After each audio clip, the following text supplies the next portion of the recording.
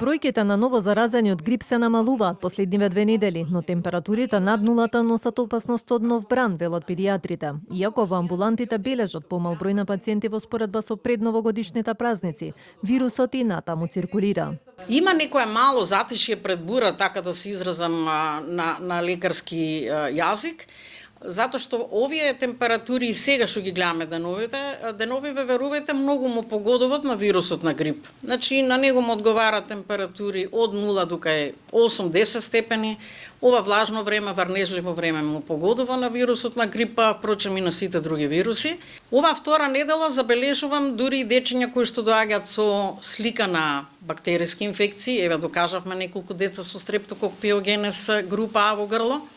Неколку дечиња со пролонгирана кашлица уште од нова година наваму, тие едноставно заслужија процена зошто е таа кашлица пролонгирана и докажавме и легионела, докажавме кај неколку деца микоплазма пневмонија, така да си ги ставивме на соодветен третман.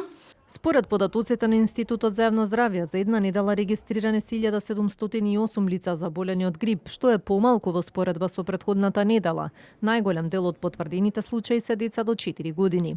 Од Институтот не исклучуваат можноста за нов бран на заразени и апелираат на почитување на стандардните мерки за заштита и превенција. Имаме регистрирани за сега 3 смртни случаи, а што се однесува до пикот да приметувате дека имаме 2 недели намалување на бројките, но се уште е многу рано да кажеме дека сме го надминале пикот, бидејќи во минатата сезона имавме 2 пика.